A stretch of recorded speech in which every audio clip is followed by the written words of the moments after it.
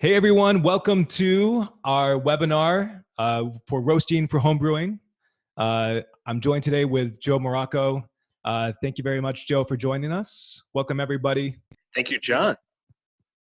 Hope everyone's doing well considering what's going on. I know a lot of people are scared, we're nervous, we're handling things at home. If you hear my kids running around in the background, it's because they're there. I've got 3 kids, 9 and under, so apologize for that. But I know that we're all kind of facing this the same way. So facing this together. I'd like to kick things off, just kind of give an introduction about who I am, and then also I'll turn it over to Joe. Joe can introduce himself, and then we'll make sure that we're kind of set up to succeed here. So my name's John Ewalt. I'm the founder of Roaster Tools. Roaster Tools is software for coffee roasters. We help with sales, we help with operations, production planning. I'm previously, I actually ran a roastery for 8 years. So I've roasted thousands of batches myself, probably not as well as our co-host here. But I sold that roastery in 2015. So I've got some idea about how to run a roastery, how things work. And I think that kind of plays out in the conversation today. Joe, do you mind kind of introducing yourself? Sure, yeah. I am indeed Joe Marrocco, and I'm super stoked to be here. John, thanks so much for doing this. I work currently for a company called List-beisler. We are a green importing company. We are located, actually our headquarters are in Hamburg, Germany. We've been around since 1901, so a very old company, and we have a very fresh new outlook on the U.S. market. So we're building bricks and mortar here in the U.S., and I'm helping with that movement and growth here. Before that, I worked for a company called Mill City Roasters, which builds roasting machines and also does a ton of roaster education. And so you may have seen me before online on the YouTube videos if you're a roaster. And before that, I worked for a company called Cafe Imports. Cafe Imports is a green coffee importing company as well. I was there for about 7 years and did education in green coffee sales there. And before that, I was a roaster. I was a roaster and educator for Caldi's Coffee Roasting Company in St. Louis. I was a barista before that at a small cafe. I've kind of run the gamut, but education is really, truly my passion. So if I learn something, I'm kind of biting at the bit to share it. And I have some ideas today to share with you all. That's great. I just got to preview the presentation. It's going to be amazing, guys and gals. So I think we'll kind of jump in here. It looks like one of the things that I wanted to make sure was that everybody knew that there was chat. I can see that we're already filling up with a lot of folks saying hi, which is great. So if you do have a question, I will try to kind of monitor that and bring those questions up for Joe while he's talking as much as possible. And we will also be doing a Q&A at the end. So if you don't see your question answered in the course of the conversation, definitely know that we're going to try to address that at the end of the call today. Go ahead. Yeah, sorry. I was going to say, yeah. That I'm also not going to be watching the chat while I'm teaching. So if there's anything in particular for me directly, you can shoot that to me in a message offline or get to me later, just because I want to try to stay focused. So John's going to be our filter today and just kind of collect the questions and package those in a way to where I can just focus on the educational side. Yeah, that's definitely key. And I know that another Joe just actually made a good comment, a good question about whether these materials will be provided after the call. And the answer is yes. So there will be slides, which we will share by email. So hopefully, I guess everybody here is already registered. So that's going to be easy. And we're also going to give you a replay of the video as well. So if you don't want to take notes, if you don't want to kind of be multitasking, just pay attention, throw questions into the chat, and hopefully, stay engaged. So any other questions before we get started, folks? Just kind of, okay. Well, we're super psyched to have everybody here. We'll kick things off. I think Joe's gonna get things going, and great. Happy to have you all. Okay, so go for it, Joe. It's all you. All right, sounds good. So just to give you all a heads up, I'm going to move through a slideshow. The slides are really there as a visual aid. It's not going to be actually what teaches you. I want this to be conversational. And so the conversation that we have is really what's going to help you learn the content and the information behind it. So the slideshow is going to kind of end abruptly. Also, we didn't have a whole lot of time putting this together. We kind of did this last minute. So I may add a little bit more to the slideshow so that it makes a little bit more sense whenever you're offline. So there may be a delay after this between when the slideshow is available. Just want to throw that out there because I think I can make it better for you to use at home. So I'm going to go through quickly what we're going to talk about today, and then we're just going to jump right in. So the first thing I want to talk about is the difference between being a professional and being a consumer. And I think that difference is really important for us to understand in light of how somebody goes about extracting their coffee. And then next we're going to talk about extracting overall, like an overview of extraction and how it works. Then we're going to talk about an overview of when you roast coffee, how you're setting up that extraction for success. And then we're going to finally talk about the home brewer, and well, we're kind of lacing this in between, like homebrew systems, how they may fail and fall short of what a professional brewing system may be able to accomplish. And then maybe some fixes. And then hopefully I hope that we have a good conversation around fixes, because you probably have a lot of ideas that I'm not going to mention. And so collectively together here, hopefully we can walk away with a really clear understanding of how to move forward and set our home brewers up for success. Because here's the deal. You're selling coffee primarily, generally, to other professionals. So if you sell coffee to a cafe, or if you're selling coffee through your cafe, the systems set in place are able to find, extract, and present the top flavors that you have in your green coffee going into your system. Generally, the way that a company will go about setting their system up for success is they'll taste a bunch of sample roasts of a bunch of different coffees, find the coffees that best suit their needs, do some sample roasts of that to best present that coffee, and then brew that coffee through their systems to make sure that the way that they have roasted the coffee tastes excellent, okay? Generally, you're not going to do that in somebody's home. You're generally going to do that in a lab or a facility that has professional equipment. And so there's a missing link there, but I think that we can close that missing link. So the home consumer, let's take, for instance, right now, what's happening is probably a person has been coming to your cafe regularly and they love your coffee, but now they can't. Or they're going to the cafe that you wholesale to, and now they can't. So they're trying to recreate that experience in their home, and they want to support you. And so they go and they buy your whole bean coffee, and then they take it home and they brew it, and it does not taste the same. It doesn't taste the same. I think that there are a couple things that set us up for that failure. And the first thing that I'm going to talk about is the fact that we as a coffee roasting community, when we're in our own little bubble all of the time, in our own little system, a lot of times it can make us blind to things that are on the outside of that system. So I'm going to show you a slide real fast, and then Joe, before you do that, go ahead. I just wanted, there is a Q&A function within Zoom, which has the ability to ask questions. So if you have a question, rather than throwing it into chat where that's going to get lost in the shuffle, please use the Q&A. If you have any questions about how to use that, maybe the chat's the best way to go. But please do that. Thanks. Excellent. Thanks, Joe. Yeah.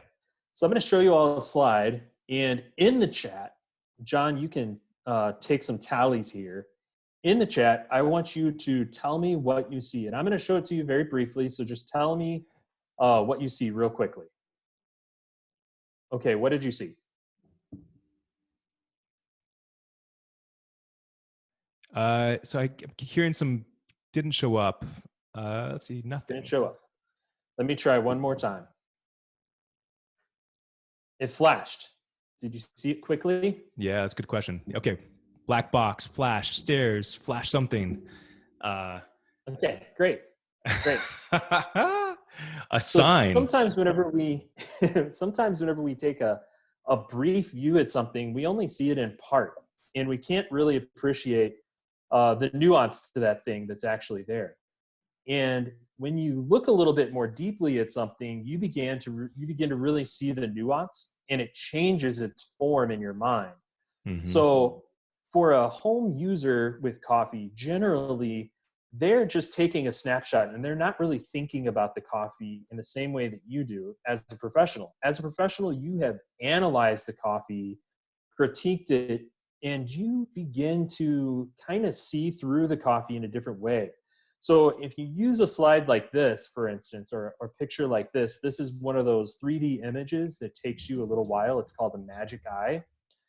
Upon just looking at it, it looks really confusing. And to a novice that has never seen this, this may just look like an avant-garde piece of art or something like that. Whereas if you stare at this and you kind of look through it, look through the painting and allow your eyes to kind of cross and focus in a different way, you see that this is actually a shark. There's Now, this would a lot of maybe folks are be, saying that. yeah. This would maybe be a prosumer's look at your coffee. So somebody that's familiar with your coffee, they can begin to kind of develop an idea of what your coffee is and how your coffee is supposed to taste. If they take it back to their home, though, it may end up looking a little bit more like this picture that we saw before, and they may lose that nuance. They may lose the understanding and have a disconnect from your brand. Now, to take this a step forward, I want you to think about the person that actually put this piece of art together, that made this magic eye. That's you. That's your level of understanding of your coffee. You're able to see not only the thing that was created, but all of the steps involved and all of the processes involved that makes it be what it is. And when you do that day in, day out, to you, it becomes kind of a no-brainer that when you look at something, you can see all of the nuance in it without even thinking about it. And that creates a disconnect from the people that cannot. And that disconnect can only be bridged through one thing, and that's empathy. And I think that empathy is one of the things that's missing the most in the way that we go about marketing our products, in the way that we go about connecting with our consumer base, and really thinking about where they are and putting ourselves in their place and their interaction as a novice or as somebody that is not as experienced with the product as you are. Another thing that happens to us perceptually as professionals is as we begin to develop more and more nuanced understanding of the products that we have an inability to explain that to somebody who doesn't have the ability to see that product in the same light. And so, for instance, you see the young lady on the right in this picture, her understanding is more complex when it comes to the subject material. If she were to try to explain the complexity of what she understands to the young man on the left, that is going to not happen. He's going to maybe understand it in part, but he's not going to understand it in whole. And so in order to connect in a meaningful way, the person on the right is going to have to know the level of understanding or set that person up for success. And why do I keep talking about understanding? Well, taste is truly something that happens in our mind. It's something that happens in your brain. And it's a perception that happens. And that perception gets enhanced over time when it comes to the ability to taste and appreciate nuance in something. And we as roasters, we look for the nuance in the coffee, and we drill so deep down that channel of nuance that many times we forget that the people that we're setting that up for are unable to see it or appreciate it. And that's kind of a blow. And I don't say that to say stop doing that, because we want them to eventually do that.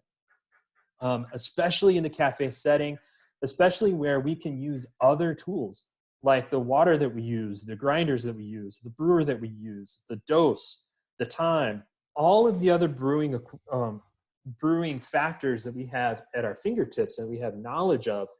we can use all of those to kind of almost like a microscope focus in on what those nuanced flavors are and bring clarity to that picture. However, if we take all of that away and we just let the coffee speak to itself in a much more chaotic system, like for instance, thousands of people brewing your coffee on all different equipment, all different water across a large spectrum, that chaos sets us up for failure. And so we need to figure out how to manage that chaos the best that we can.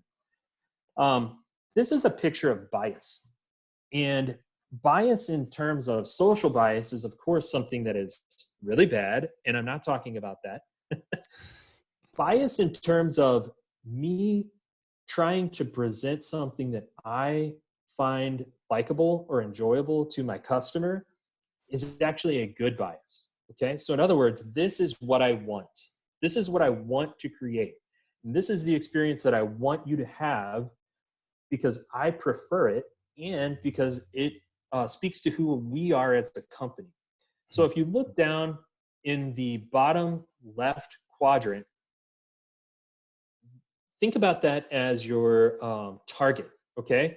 So if your target is a coffee that is sweet, bright, nuanced, has floral characteristics, et cetera, and you're shooting for that target, and you execute in all of your systems to nail that every single time, firstly, congratulations, you're an expert. You have really good brewing equipment, et cetera. But you are executing precisely, actually this says unbiased, but it's still toward a bias in this particular example, toward your goal. However, if you take that coffee out of that system, even if the person at home is getting the same exact flavor experience with your coffee, like let's say you're consistent, that would move you up to the top left quadrant.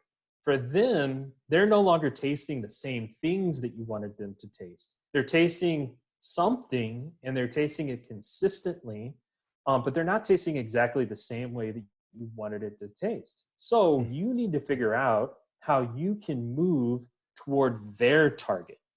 How do I take the coffee that I'm roasting and present it in their household at these same flavors? So that's kind of not you forcing them to move the target toward your shot, but you're moving your shot to their target.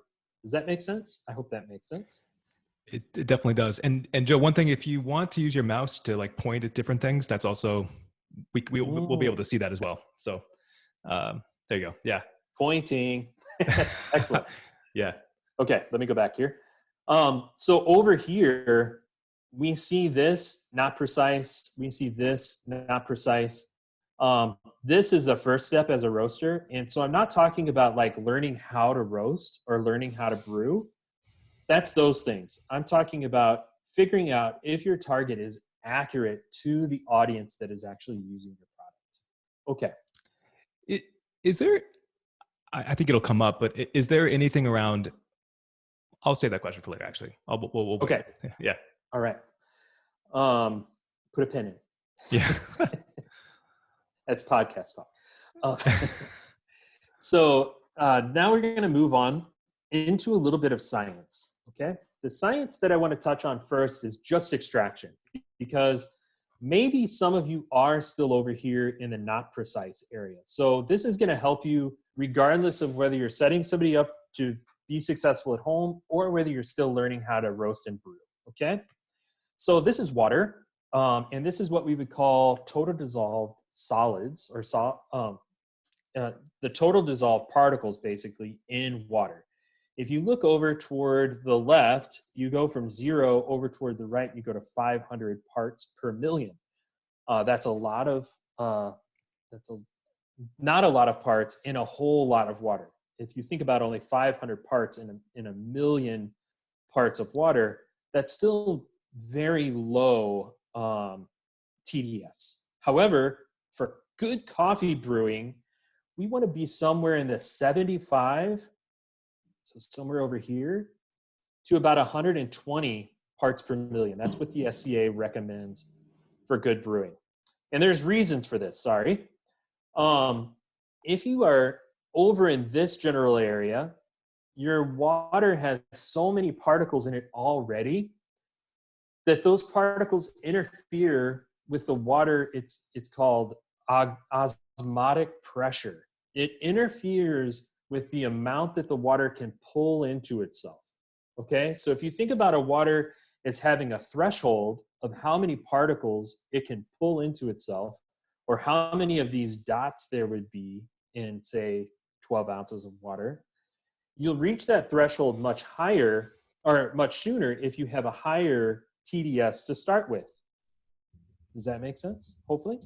So in other words, you want to be somewhere in this range. Now, if you're way over here, this is not good because the particles actually help. They act as a catalyst. They help the water. They assist the water kind of, if you think about it, going into the cell structure of the seed and mining out the soluble material, pulling it out. The particles that are in the water actually help it do that. They act as a catalyst. So we do want some. Now, why do I talk about this when it comes to today's chat? Well, if you look down here, this is what most people are using. Not good. Average tap water is far too high in particulate. Now, some cities that's not the case. Other cities that is the case. But if they're just getting tap water and putting it into their brewing system, your coffee is going to be under extracted because the water is going to have too many solids in it, too many particles. So you need to figure out, how do I still, with that kind of water, create a product that is more easily soluble and that those particles that are soluble taste good? We had a question about that from Aaron. Is there certain origins that lend themselves to being to increasing the particulate in the water? So certain are different coffees created differently? You know, it doesn't matter about the origin. I think that's the question. Aaron, you can correct me if I'm wrong. So I wouldn't say it's necessarily due to origin specific. I would say that this would be more of a roast question. If you look at all origins across the board, they're generally, if you have a high quality coffee from those origins, they're generally going to be about 30% soluble material. Okay. And generally speaking, it's 18 to 22% of that soluble material that actually, not of the soluble material, but of the coffee seed overall, is going to taste good. So that's why we have a start time and a stop time to our brewing, because if we go past that 18 to 22%, we start extracting some of the things that taste bad. However, we also know that if we under extract, the flavors that we get are generally sour. They're generally not good. The sweetness in the coffee doesn't develop. The nuance in the coffee is certainly not available. It'll taste watery, thin, and super sour. And I hear so many customers talk about how they hate sour coffee. They hate sour coffee. And if you go back to the perception thing, if they hate sour coffee and all of your coffee is getting under extracted with their brewer, then all of your coffee tastes like what they hate. That's not where we want to be right now. That's the problem we need to solve. So we need to figure out how to assist them without having to tell them, you need to put an inline filter into your system. Because right now, we need an immediate fix. And the fastest way to get to that fix is in your roaster. Okay? That's great. Cool. And so here's an example. Oh, go ahead. Do you recommend our customers at all go down the path? Should we be conduits for information about what filters to use and, you know, using a Brita filter and all that kind of thing? Should we be the messenger as roasters to communicate that information, or is it just not the right time and we should, you know, in 3 months we can talk about those things?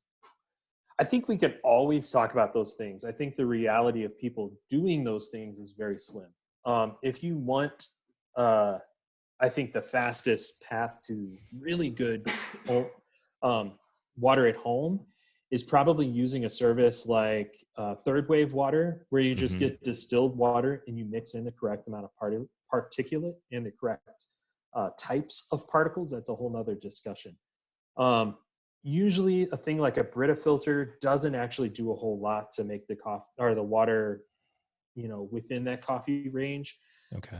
It may for the first like month, but then if you don't change the filter regularly, it creates a lot of other problems. So I like to think about it more from, if the majority of people are not going to get inline filters and not keep them changed, then I need to set up my system for the majority of people and make it as easy as possible.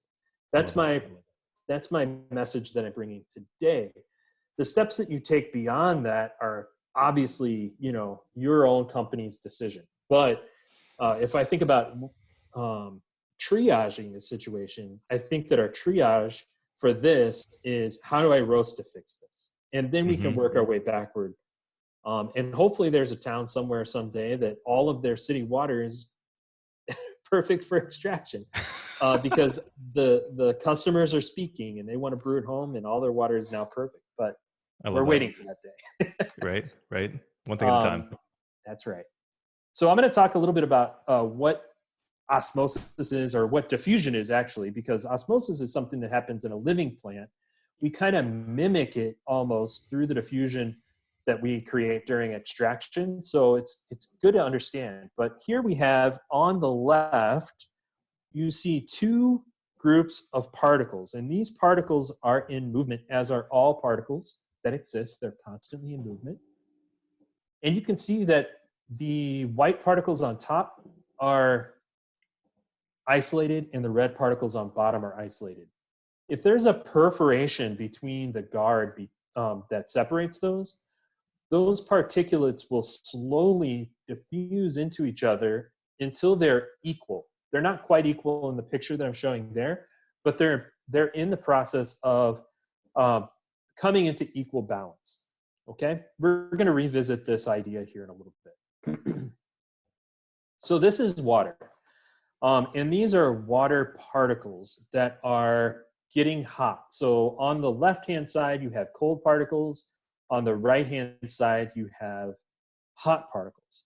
I'm going to ask a question, so throw some fast answers in the chat. And John, if you could throw out what they say, that would be super helpful. So what do we see as a difference between these two? What are the two major differences? I hear hot and more active, vibration, movement, yes. Energy. Yeah. Energy, for sure. What else do we notice? The one on the right looks like my kids.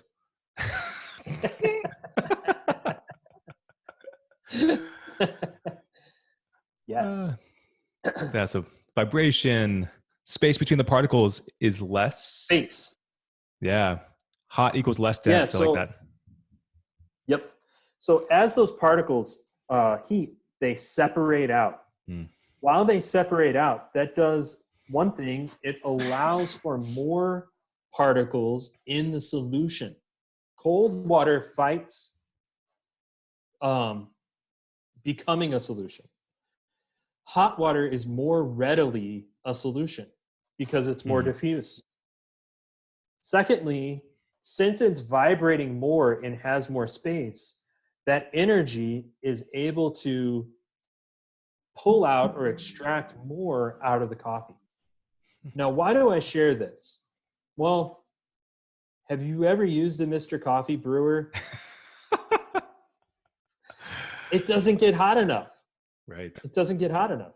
So if I am over here, somewhere in the middle here, and my water is not quite this diffuse, it's a little bit more tight, it's a little bit less vibrating, and I brew that for the same amount of time as I do on another brewer, I'm not going to extract the same amount of particulate out of the coffee.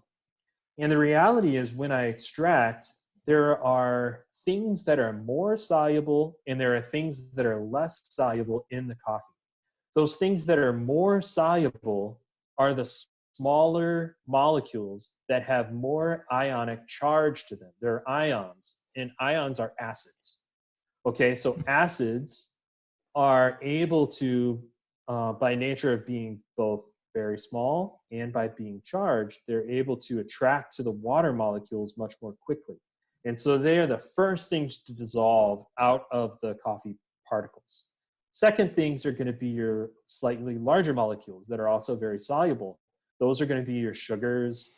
Those are going to be the things that are heavier and add viscosity to the coffee, things that we call melanoidins. Those are the things that you create during your Maillard phase. Those things that are an amalgamation of a simple sugar and an amino acid, which are your acids. They kind of meld together and they make a bigger molecule that adds flavor, complexity, and tactile complexity on your tongue. These are the things that make coffee taste really good. Luckily for us, the last things to extract are those heavier, less, how do I say this? They're just larger molecules that are more complex, and they actually add a lot of bitterness. Those super complex molecules are like caffeine, for instance. It's a very complex molecule that's very large, and it extracts later in the process. So those more bitter tasting molecules, we can avoid those by cutting off an extraction. That's why we cut off extraction in general. But if you stay so far in the extraction that you're in the sour zone, then people are not going to like that. And if we know anything about the public when it comes to a preference of coffees that taste bitter versus coffees that taste sour, they're constantly choosing those bitter coffees. They actually love the bitterness of coffee because they can fix that bitterness. How do they fix the bitterness? Sugar and milk.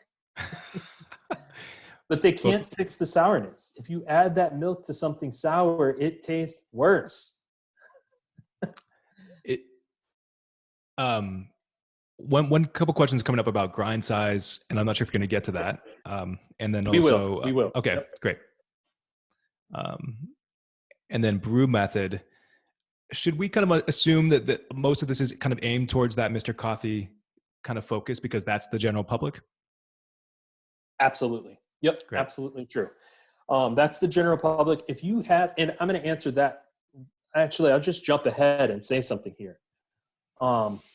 If this was my thesis statement, the end of my thesis statement, I would say I theorize that we should have two different roasts. We should have one roast for your coffee nerd, and that same coffee right now may be roasted for the home user. And we should maybe think about a brand around how we do that for right now.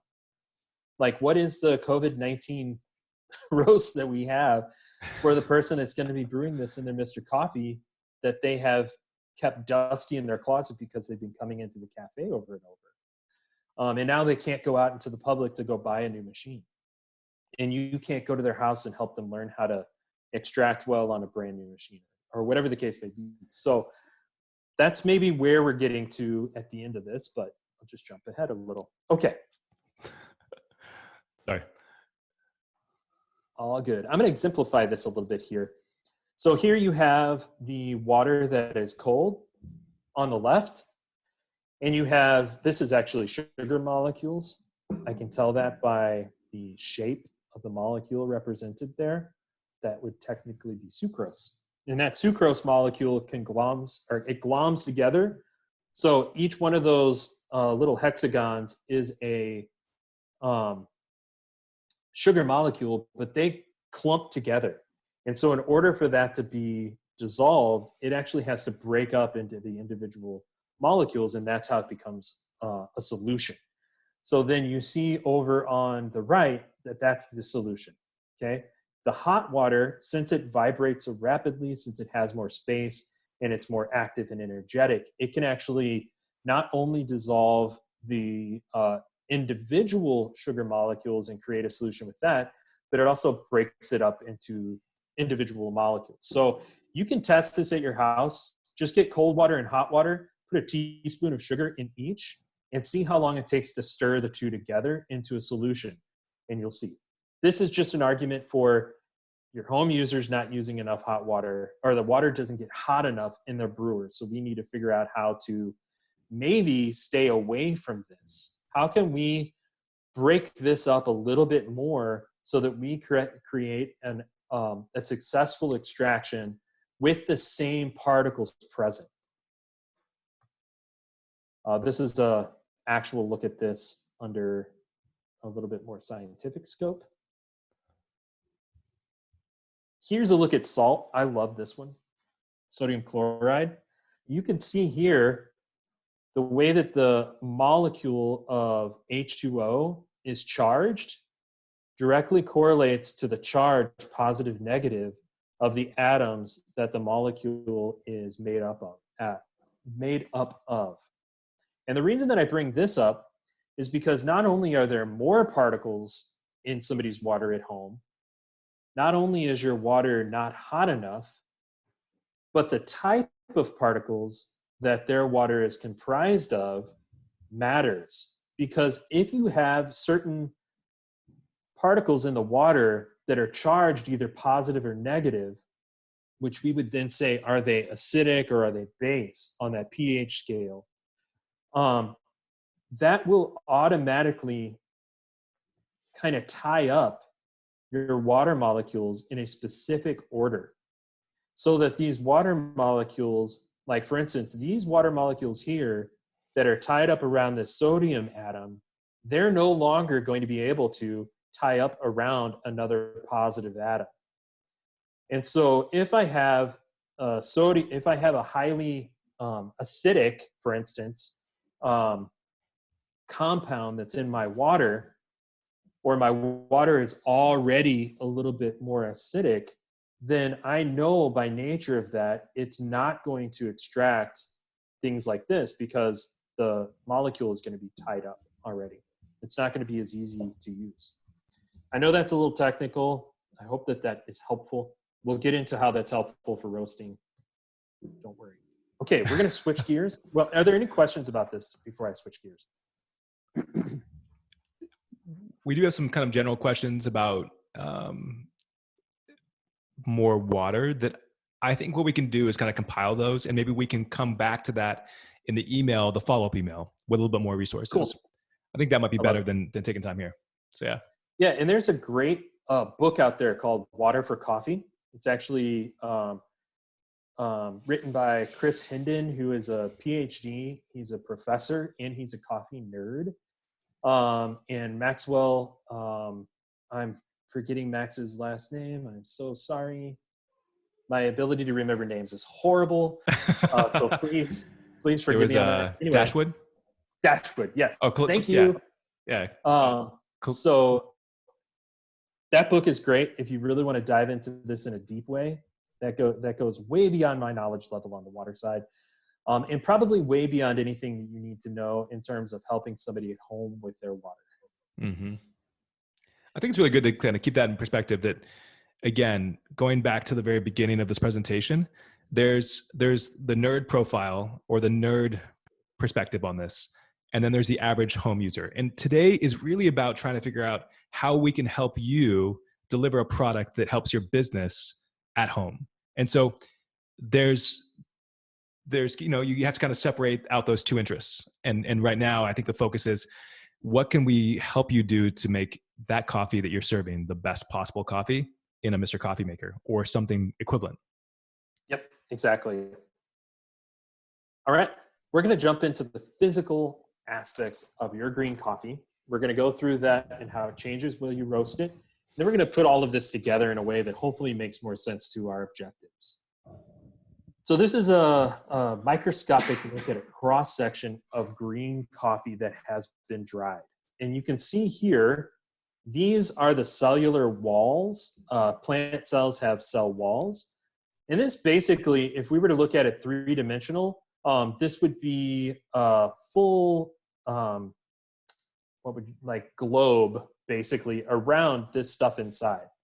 The reason that there's space here is this space used to be occupied by water.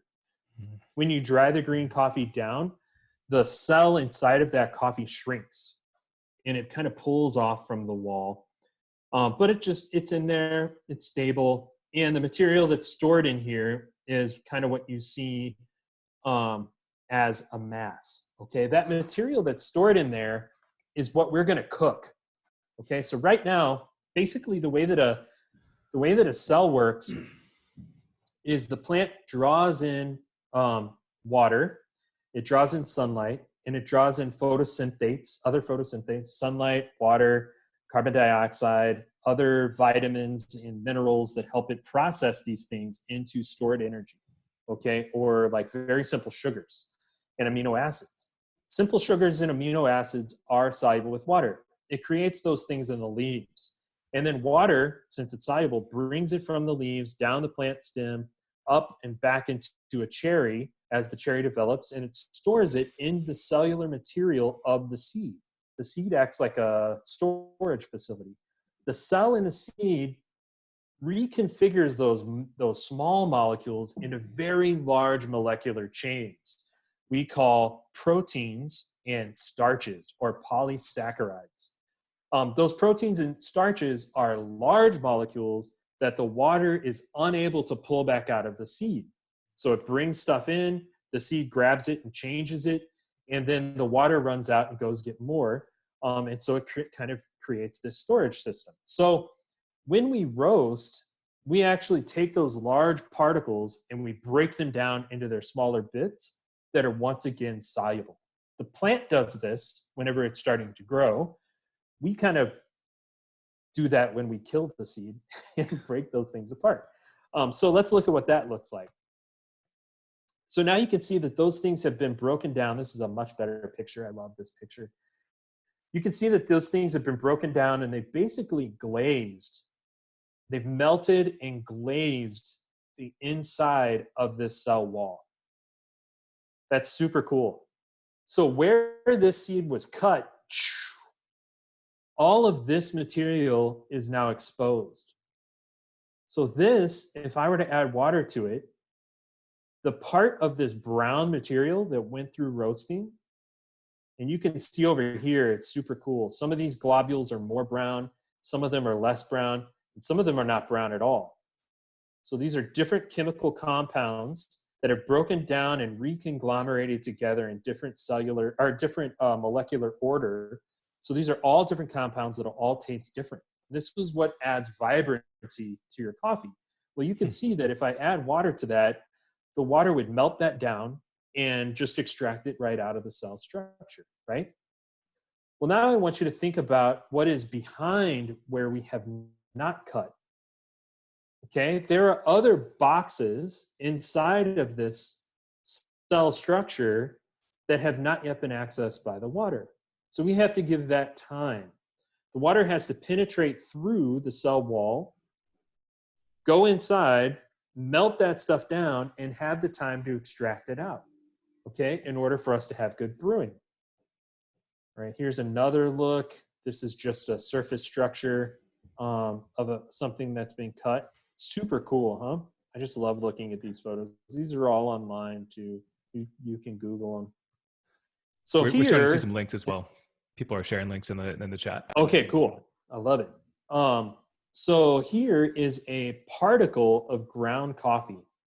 So you can see that this particle, everything that's exposed on the outside of this particle is going to be very easily dissolved into the water or extractable.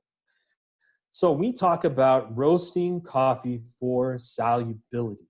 And solubility is something that I think is somewhat misunderstood. So all of the stuff in these photos that you see as brown is mainly going to be soluble material, okay? So the first thing that we know is throughout this seed, we have roasted for solubility. We have created soluble material. Now, some of these are going to taste different than others, as we see here due to the color. Some of these materials are going to extract at different rates than others because they're different compounds, but it's all super soluble. The other part of solubility is what about the core of this coffee ground? Okay, now I can roast this coffee ground to where as I roast, the coffee seed expands. Okay, if I expand it, then the pores on every one of these cells and in the cell wall in between the cells are also going to microscopically expand. So that allows that water to be more able to permeate through the coffee ground and more easily excavate the material that's inside of that coffee ground. Okay? Technically, that's not solubility. Technically, that's extractability. Technically, solubility is what compounds I have altered to the state of, or what compounds are already existing in the state of being soluble. So solubility is technically speaking about the ability for something to go into a solution. But in coffee roasting, we also talk about it in terms of porosity. In terms of, in brewing, we also talk about it in terms of grind particle size. Okay? Grind particle size is something that is very important. And if you are using a home grinder, generally that home grinder is not going to open up the cellular structure to the point that you can easily access the soluble materials that are put into the coffee or that have been developed through the roasting process. So that means that the coffee is acting as though it's less soluble because the water can't access all of the soluble material in an even way throughout all of the grinds. I think that's fairly clear. So if you use one of those little whirligig grinders, that whirligig grinder is a chopper, and you get what we call boulders, and you get what we call fines. Even if you're using a burr grinder, but the burr grinder isn't a really good burr grinder, let's say that the burrs are really small, so the coffee doesn't have time to stay in the burrs to even out the grind particle size, then that's not good. Or if the burrs are plastic, the coffee may grind okay at first. There are a lot of burr grinders that are made with plastic burrs. A lot of your like $40 to $60, maybe even $80 burr grinders have plastic burrs in them. The reason for this is it is easier to replace those burrs, and so somebody doesn't have to buy a whole new grinder because the burrs themselves break down. But I don't know anybody that's bought a burr grinder that has plastic burrs that has ever replaced their burrs. That just doesn't happen. And so what ends up happening is they buy darker and darker coffee because the darker the coffee is, or the more you have expanded that coffee seed out, the more fragile it is, or the more brittle it is. And so I like to think about it like this. If I take a piece of Play-Doh and I throw it in the air and hit it with a baseball bat, which is kind of what a burr grinder does, that Play-Doh may break into two chunks, or it may just fall to the ground. It may not break at all. If I take a piece of glass, a glass cup, and I throw it in the air and I hit that, it's going to fracture into a lot of different pieces. So the brittleness of your coffee is going to determine how small the particles are going to be and how evenly those particles are going to be distributed when they go through a grinder, especially a crappy grinder. Okay, so if you roast your coffee dark, your customers are probably getting a much more even grind, even using a burr or a blade grinder. If you roast your coffee really light, they're probably getting a much less even grind because that coffee is strong enough to hold up against the pressure of the grinder. And so you're probably getting fraction points on your coffee that there are a lot more fines and a lot more boulders if you're roasting your coffee light. Well, we fix that problem yeah, go ahead. I was going to ask about whether there's a question about shipping ground coffee. I mean, if you wanted to stay on the lighter end of the profile, is the answer to actually ship your coffee ground, and that'd probably be a better experience than I don't know if you're going to go there, but yeah. I think that is definitely one of the solutions that you can entertain as a company. And frankly, if you have the packaging wherewithal, if you were able to ship that ground coffee in a way that is sealed and in smaller doses to where somebody doesn't open up the package and allow for oxygenation on the coffee after they've, scooped, because they're going to use a scoop, after they've scooped a little bit of that coffee out, and they're constantly opening and closing that bag until it's gone. Those small packages are great for this. It costs a little bit more, but your customers will probably be willing to pay that little bit more because their coffee is going to taste better. It's going to be fresher and it's going to taste really great. Yeah, I'll answer that question. I'll stop there. Okay, Any other cool. questions right now? Um, I think that was more about just ground coffee. That's kind of all that's out there right now. So Great. So the big glaring issue that I think is the elephant in the room as we talk about all of this is the clear answer to helping a customer extract more out of the coffee and extract better is we have to open the cellular structure up. We have to allow for cooler water to extract things more easily. In doing so, we have to have more brittle coffee so that whatever the grinder is can achieve that. More soluble material, more accessible. So that is going to help with the cool water, with the low quality water, with the maybe poor amount of time that the water is in contact with the coffee. All of these things are solved by the elephant in the room, which is roasting coffee darker. And that is not something that a lot of us are willing to do. And we have to then sit with the puzzle of, if I roast my coffee darker, they can extract more out of it. But then what they extract out of it is the taste that I don't like about this coffee. And they're not able to get the taste that I do like about this coffee.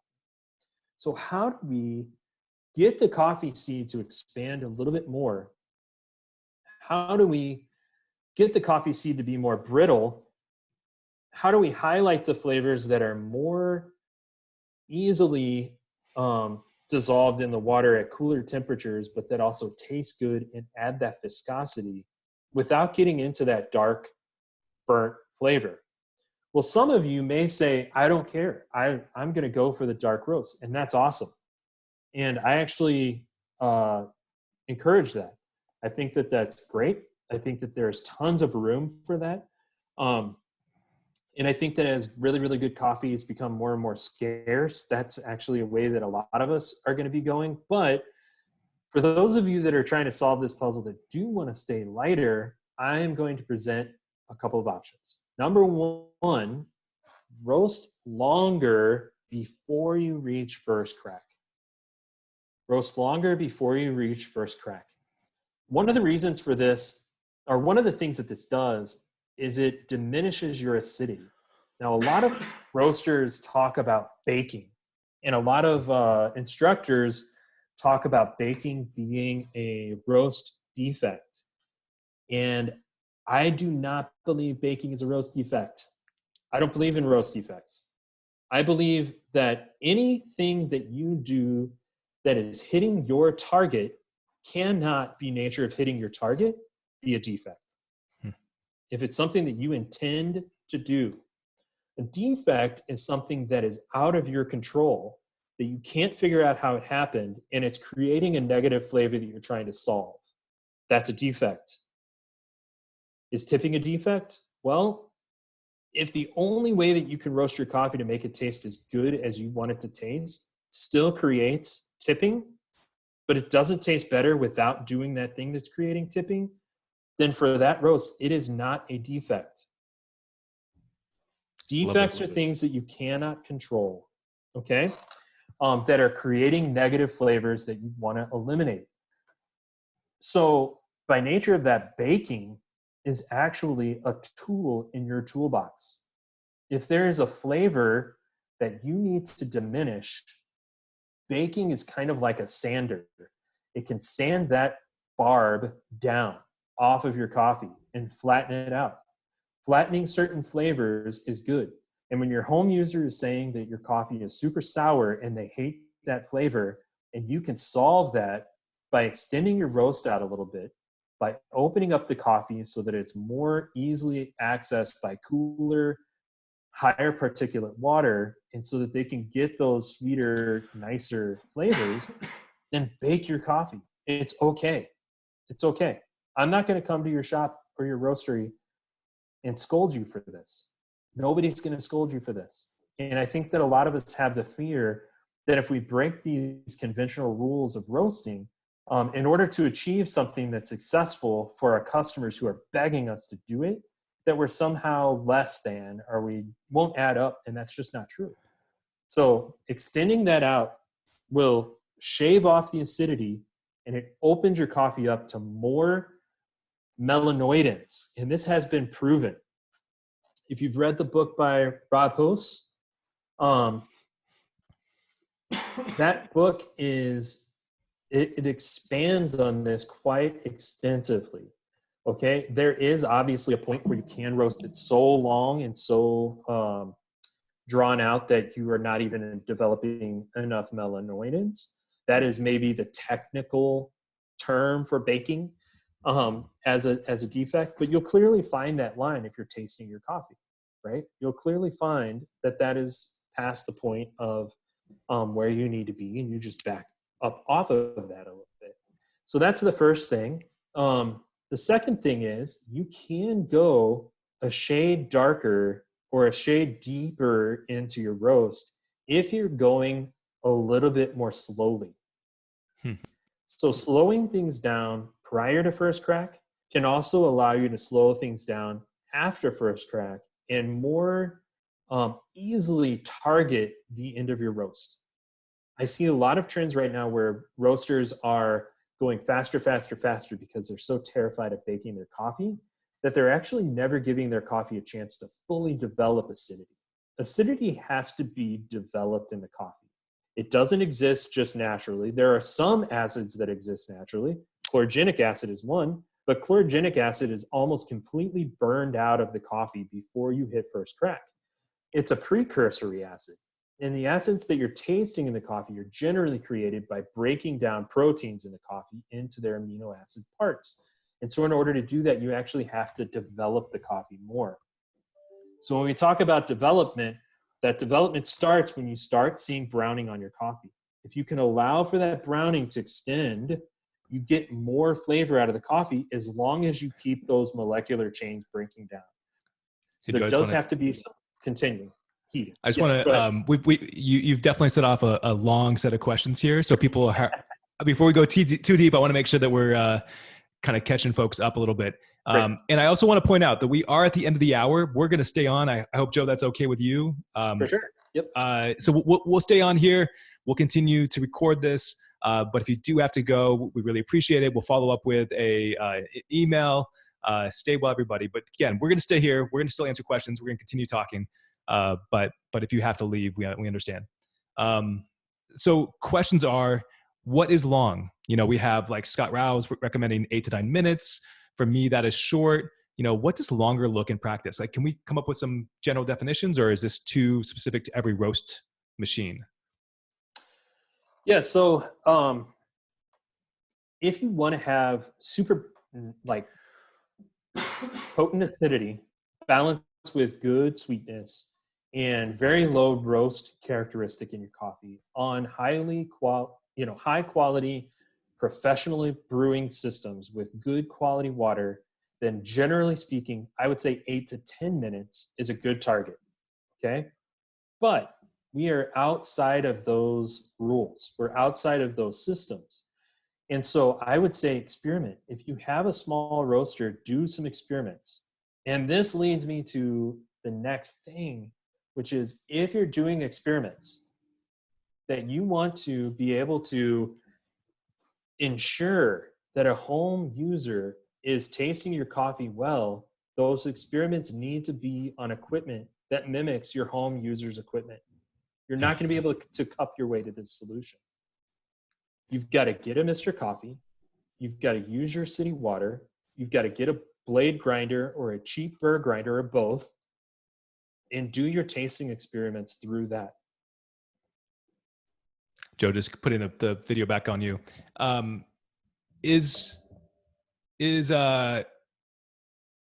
so there's quite a few questions here, so I'm going to try to capture a few of them and see if we can combine. So Thomas asks, you're saying that roast longer before first crack by waiting longer after dropping to increase heat. So are you saying is it the turnaround are we talking about, or what's going on there? So when you move the coffee from green to yellow, the coffee is mainly in a state of absorbing energy and allowing some of that excess moisture that's not molecularly tied moisture, but that's just free moisture is what it's called in the cell. You're allowing that to evacuate, and you're allowing heat to be pulled into the seed. So that, is that has been proven actually scientifically to not be a flavor development point in your roast. When flavor starts developing, it's when you start seeing color change. That's why we focus a lot on yellow and past. And that's one of the reasons why I personally don't like calling first crack and beyond development. I don't believe in that. You're developing flavor as soon as you start seeing color on the coffee. You are in the beginning stages of what some people would say Maillard, but the Maillard reaction is happening during that time. And Maillard reaction is hundreds of different reactions that are all under an umbrella that we call the Maillard reaction. But those are beginning at that time. So when I mean slowing it down, I mean during those reactionary phases, really allowing for those to unfold in a controlled way. That definitely makes sense. There's some questions about is there, I like this question. I'll try to rephrase it as much as I can here, but if we think about these two sets of environments, there's the home environment and maybe a commercial environment. Are there any rules around the difference of those that we could say, like, if I'm aiming for the home environment, I might do it this way with, 10-minute roast, with 2 minutes of first crack for commercial. How would we convert those numbers? Is there anything that would be kind of like a broad definition that we could use? Which we all want the Holy Grail, right? We all want this to be like, there's an easy answer. I think you just gave us a clue about the real answer, which is to test. But taste your way to success. You have to follow your tongue. And I mean, if I were to give a snapshot answer, I would say certainly a little bit longer before first crack, and maybe hitting your same roast target, after first crack in terms of temperature, but extending out that time a little bit, or maybe even going a couple degrees beyond it at a little bit longer time. Maybe that's 15 seconds, maybe that's 2 minutes. It kind of depends on what you want to present. And it depends on how shitty your city water is, to be honest with you. Well, if you live in that's a localized. city that has really bad water, yeah, exactly. You should probably be thinking about where your municipality is. Because if you're in New York City, you have awesome water. So you could probably roast this, a little lighter and a little brighter. It may not be that much different, right? But if you're in St. Louis, where I come from, where the water comes out of, lime caves and is just full of calcium chloride, you have to, it's like 1,200 parts per million. So that's a very different prospect. One thing I want to say about that is when I ran my roastery, we were in a small town of 500 people where the water was amazing. And so people would always come up and we wouldn't do anything for espresso, for any of our machines. Like the technicians were always surprised. And yet we sold down to the Twin Cities, we sold down to other communities. And so we almost had to and this was hard, we never did it, but using this approach, we should have been actually testing where our customers were. So think about it not only about where you are, but also where your community is, where you sell to, where your wholesale customers are. These are all things that you should be getting in feedback all the time. That's right. Yep. So tasting through that equipment, I think that the cheapest equipment out there right now could be the most valuable equipment out there. So, okay. So here's one question. I'd love to talk about, we all have, I'm just assuming that, you're all wholesale roasters, you're all selling coffee today, and we all have existing profiles. Should we change for the current environment? Is this almost like a seasonal blend change? Is this something where yes, we've been changing these products all the time. We always, every 3 months, have to kind of bring in a new coffee, and that's okay. And we're okay with it. But for maybe the next 4, 6, 8 weeks, because we don't know how long this is going to go, should we adopt a new flavor profile for existing coffees that we sell today? How do we approach that? If I was a roast master at a company and I was making the call, 100% for sure, I would be changing my roast protocols. And I would be doing my sensory evaluation through home brewing equipment. If I still had an active cafe base, I would still be roasting to the old profile for the cafes in particular. But the coffee that's sold on the shelf, in the bag, in the grocery store, etc., I would change those roast profiles. I would personally, yes. Okay, so to dovetail off of that, what about, you know, should we be developing our own blend? I mean, there was a joke about COVID, not COVID, but COVID or COVID-19, right? Like come up with Yeah. almost like a product. Is this maybe a moment to look at this from an entrepreneur's perspective and say, I'm going to build out a great home roast that I could sell all the time? Because I feel like here we're kind of recognizing that, that there's a potential here that we maybe ignored as a community. And I would worry about kind of yo-yoing back and forth with doing something now for 8 weeks. And then what if that customer wants to come by and buy a bag for home in 5 months and it doesn't taste like it did? You know, that's my only kind of like, I don't know how I'd feel about that if I was the end user. Um, Yep. so, you know, I Generally think, speaking, I think that successful companies that have very successful wholesale, off the shelf products are those companies that have already kind of tapped into this home brewing question. And they've already kind of answered this question. Those companies that have been relying upon retail more and that are used to their systems going through, they're used to their systems being set up for successful brewing at a professional level. Right now they're hurting. And so this is hopefully a call to help you catch up to where other successful wholesale roasters are. I think a lot of companies that are smaller have this idea that a larger roaster is roasting dark because they can't afford the same level of quality green, and because they can't afford like there's a lot of these like myths that we tell ourselves about how they're successful because they're not as good as us. When really it could be that they're successful because they're actually better than us at a thing, and that's setting up a home user for success. If you look at what sells the most off of the shelf at a Target, at a Whole Foods, at whatever grocery store, it is the stuff that's roasted a bit more. And I don't want to necessarily drill into this being a dark versus light kind of thing, right. because when we think dark versus light, we think burnt flavors versus acidic flavors. I want you to be able to present those light roasted flavors if that's what you like, but do it in a way that's extractable on a different machine. That doesn't necessarily mean darker. It just means different.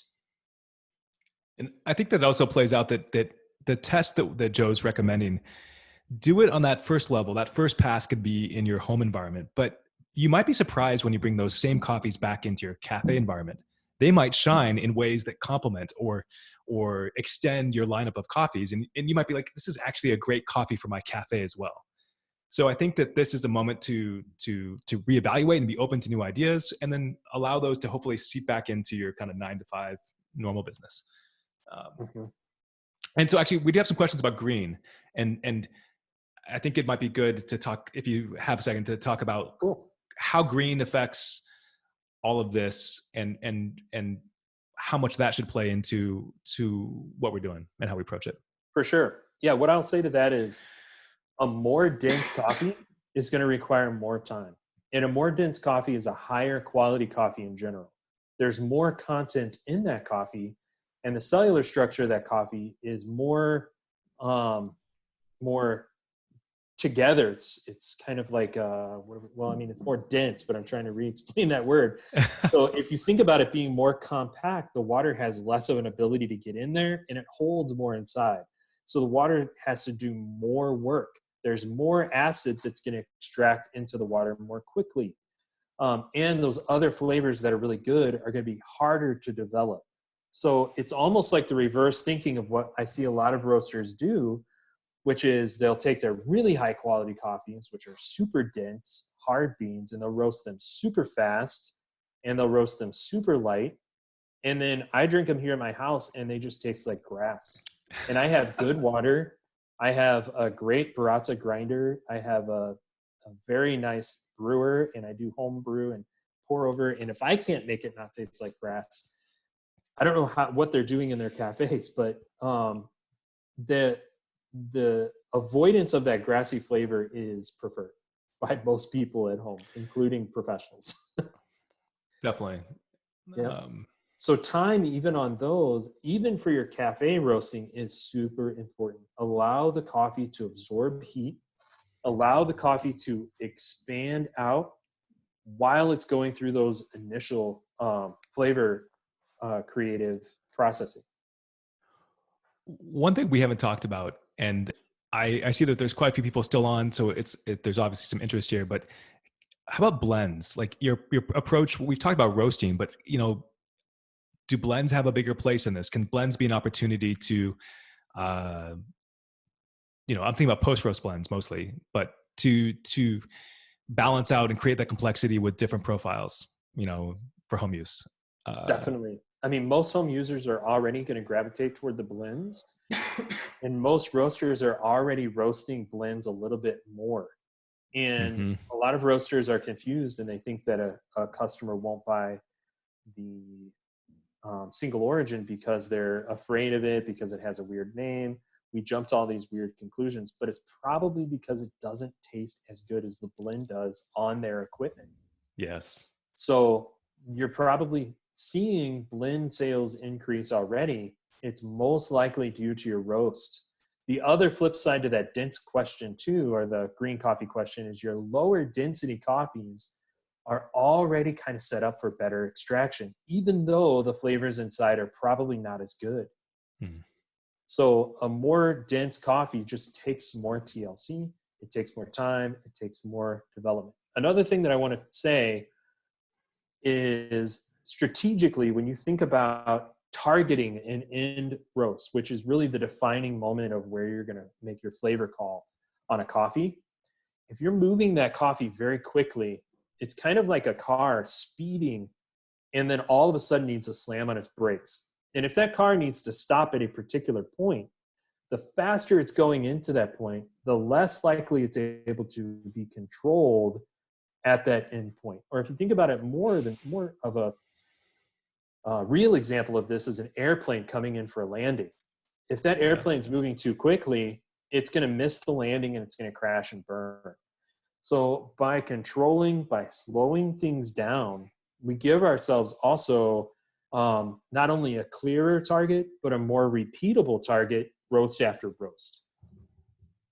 That definitely makes sense. And I think that there's a couple questions about that, like the ROR and kind of how fast. And I also think that there's an operational perspective on this too, that if you have super exacting specifications and it's hard to do week after week, that scatter plot that Joe showed earlier, that could be your taste results just naturally because the process is not repeatable, because you basically have set your team up to fail. And I think that that's something that we don't think about as well. It's just like we want a repeatable process that has great results, that helps our company grow and thrive. And even just like the taste profile should be something that we consider in that. So that's exactly right. Yeah. Step one is to take those clusters and put them in one place. Mm-hmm. Step two is to point that at the target that you want to hit. And one thing I'll throw in there is that I know it doesn't get talked about a lot, but I think it's more common, is that there are people who are doing multiple brands. If you have a profile, meaning like a flavor profile for your company, and you're afraid about doing something drastic or something that's very different, what you don't know is that there's often multiple companies being sold through one roastery. And so that's a bigger ask, I think, obviously, in these times and trying to whip something out quickly. But it is a way that people get around this, is that they sell to different customers with different brands. And John, I'm going to give you a shout out real fast. I hope you don't mind. But whenever you think about these things too, adding all of these other roasts to your lineup adds a lot of complexity to how, and I'm not getting paid to say this or anything, I'm really honestly saying this. It adds a lot of complexities to how you're going to line up your day, what roast you need to do, how you're going to change your bagging, all of that kind of stuff. That is one of the reasons why I love Roaster Tools so much, is it can help you with that problem solving. So there's your plug. Thank you. Your advertising. I didn't ask him to say that. I appreciate that. You did not. That's from the heart, for real. Well, thank you. And actually, one thing I'll say about what we did in my roastery is that we had a bunch of different profiles, and we had, we use blends to sell to different customers with different names, but we we figured out a way that we could make it so that like our blends represented 50 to 60% of our sales. And I kind of push this concept because I think that people don't realize that there's a lot of money being made in blends. And it may be the easiest way for you to kind of roll out something with existing stock of green coffee that you have, the profiles that might be already in place with some tweaks that Joe's recommending. I think that there's some value there. So I think that I kind of mentioned that, like, you can go a whole new brand. You can also see a blend as a mini brand where it gets its own life, its own thing. And that's relatively easier, to roll out. So the social distancing blend. Yeah. I mean, seriously, people will buy that up like crazy. They will. Yeah. I think it's important to, you can use humor and you can kind of approach things with a little tongue in cheek, as long as you kind of realize who the audience is and it makes sense with your brand. But it's, we're all suffering, right? So we want to make sure that we're still appreciating that, but there is an opportunity to sell to folks too. So, well, I know that we've run long here. I really appreciate, Joe, you taking the time and going through. There's a ton of content here. So just to repeat, this is recorded. We are going to share the recording. We'll probably take the time to make sure that the slides that Joe wants to share are kind of ready to go. There'll be a PDF that we'll link to. If people want to follow up and ask questions, Joe, what's the best way to find out about you, to get in contact, to kind of reach you?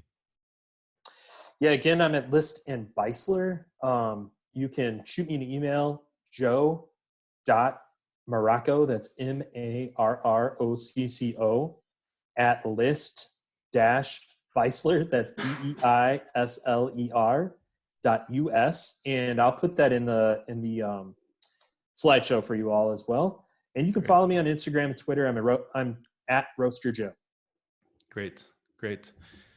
Well, thanks everybody for taking the time. Stay well. I love having these webinars where we can kind of like share as a community, try to figure out strategies for surviving everything that's happening.